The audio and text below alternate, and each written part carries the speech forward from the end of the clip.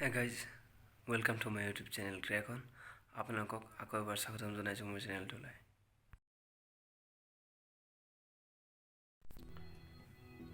Hello' সকল,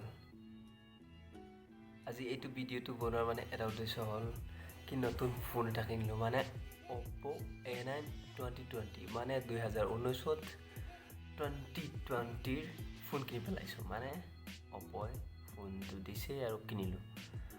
কথা হ'ল এনেকৈ মোৰ যিটো মোবাইল আছিল নকিয়া মোবাইল হয়, নকিয়াৰ এণ্ড্ৰইড ইমান বাজে কোৱালিটি কিনো কম। এতিয়ালৈকে বেয়া হৈ গ'ল, এবছৰো হোৱা নাই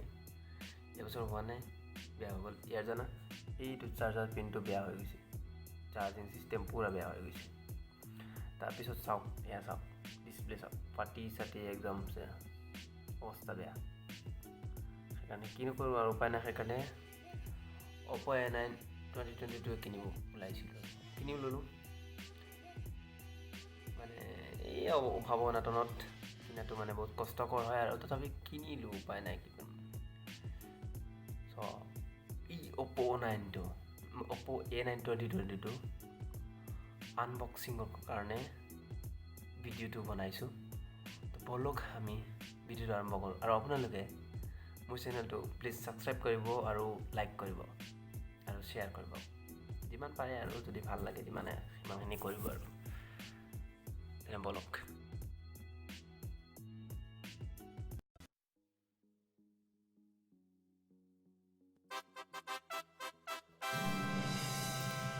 এইটো হৈছে মোবাইল Oppo A9 2020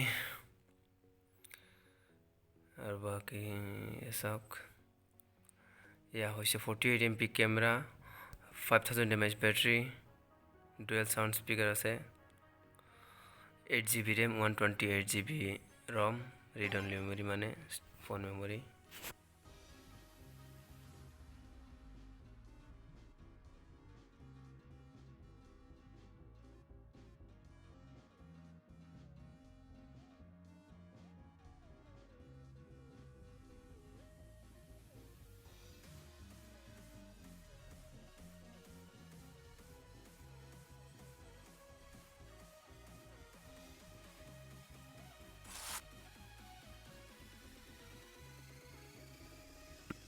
এতিয়া বলক চাওঁ পেকেটৰ ভিতৰত কি বস্তু থাকে। বক্সটোৰ ভিতৰত কি বস্তু আমি দেখা পাইছোঁ অলৰেডি। তলত দেখা গৈছে কিবাখন বডি কভাৰ আৰু এখন, আৰু এই বক্সটোৰ ভিতৰত আছে এই Oppo A9 2020 মোবাইলটো, যিটো নেকি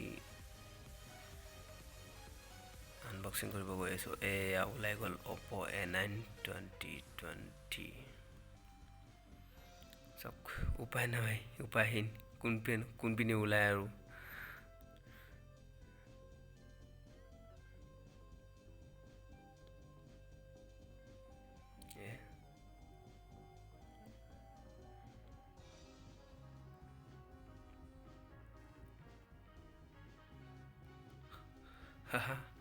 ফাঁচি গ'লো, কোনপিনে খুলি ওলাওঁ আৰু এইটো ওলাই গ'ল। এইটো হৈছে Oppo A9 2020। আৰু এতিয়া মোবাইলটোৰ লগত বক্সৰ ভিতৰত আৰু কি বস্তু পাব, এইবিলাক পাব আৰু কুইক গাইড পাব। তাৰপিছত আৰু বেলেগ আৰু কিবা এখন গাইড আছে, এখন কিবা ছেফটি গাইড ৱাৰেণ্টি কাৰ্ডখন আৰু ৱাৰেণ্টি লৈ পাব। এইটো কিবা চিম ইজেক্টৰ পিন পাব। তাৰপিছত এইটো চাৰ্জাৰটো পাব,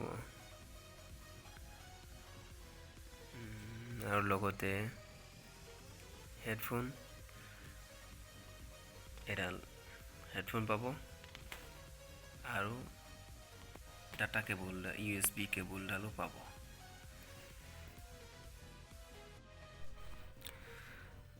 আৰু এতিয়া বলক ফোনটো ছুইচ অন কৰি চাওঁ। এয়া আহি গ'ল Oppo পাৱাৰ্ড বাই এণ্ড্ৰইড। অকণমান সময় লাগিব আৰু অন হওঁতে, বেছি সময় নালাগে। আকৌ Oppo আহি গ'ল, এইবাৰ আৰু ডিছপ্লে বাকীবিলাক দেখা পাব। এই ওলাই গ'ল, কি ধুনীয়া খাপ চাপ ওলাই গ'ল। আৰু এইটো এই চিম ইজেক্টৰ পিনটো বিচাৰি নোপোৱা হৈছোঁ আৰু পাই গ'লোঁ। এয়া যিখন মানে চিম কাৰ্ডৰ থাকে আৰু এই হাইব্ৰিড শ্লট নহয়, চিম শ্লট, তাতে ডুৱেল চিম শ্লট পাব আৰু মেমৰি কাৰ্ডৰ কাৰণেও জেগা পাব। আৰু যিটো নেকি হাইব্ৰিড শ্লট হ'লে বহুত প্ৰব্লেম। তাৰপিছত আপুনি ছেটিঙত যাব, ছেটিঙত গৈ তাৰমানে ছেটিঙৰ পৰা এডিশ্যনেল ছেটিং অপশ্যনটো ক্লিক কৰিব। এডিশ্যনেল ছেটিং, তাৰপিছত আফটাৰ চেলটো ক্লিক কৰিব। তাৰপিছত ৱাৰেণ্টি, যিটো নেকি মোৰ এতিয়া ৱাৰেণ্টি কিবাটো হৈ গ'ল, মানে ৰেজিষ্টাৰ্ড হৈ গ'ল, এইটো ৰেজিষ্টাৰটো আহিব। তেতিয়াৰ পৰা মানে আপোনাৰ ৱাৰেণ্টি ছাৰ্ভিচটো ষ্টাৰ্ট হৈ গ'ল বুলি গম পালে। আৰু এতিয়া যাব লওক গোটেই মোবাইলটো চাওঁ। আৰু এয়া হৈছে secondary speaker plus front camera, 16 MP, মানে 16 মেগাপিক্সেল ফ্ৰণ্ট কেমেৰা।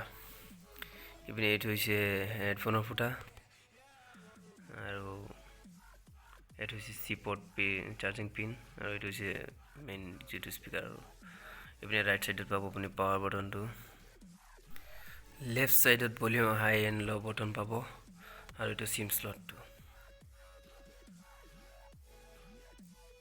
বলক চিম দুখন লগাই লওঁ। আৰু চিমখনো পৰিয়ে থাকিল।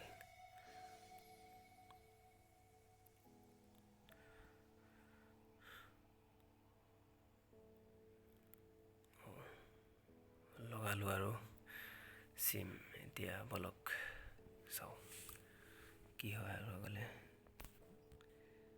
চাই থাকক।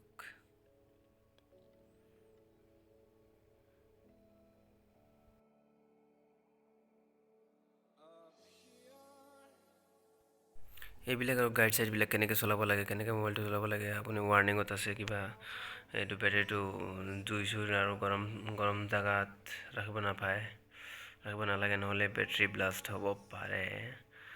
চাৰ্জিং মোবাইলৰ চাৰ্জাৰডাল দিয়ে কৰিব, বেলেগ চাৰ্জাৰ ইউজ নকৰিব। আৰু এইবিলাক পাৰ্টিকুলাৰ্ছবিলাক দিয়াই আছে। আৰু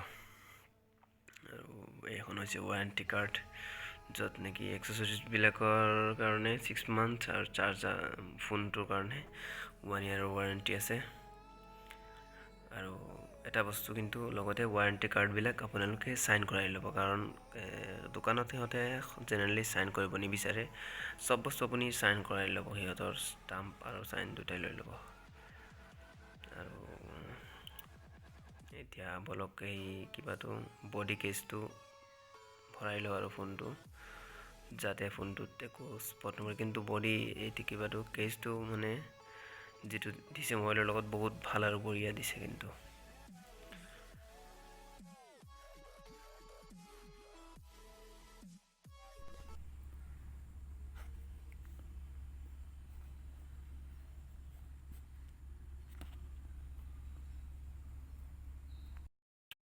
কি বঢ়িয়া কেমেৰা, বহুত মজা ধুনীয়া ফটো উঠে। আৰু হেডফোনডালো শুনিবলৈ হেডফোনৰ পৰা বহুত মজা, আৰু শুনিবলৈ চাউণ্ড একদম। লগতে ইয়াৰ চাউণ্ড কোৱালিটি প্লাছ ভিডিঅ' কোৱালিটিও আপোনালোকক দেখাই দিম।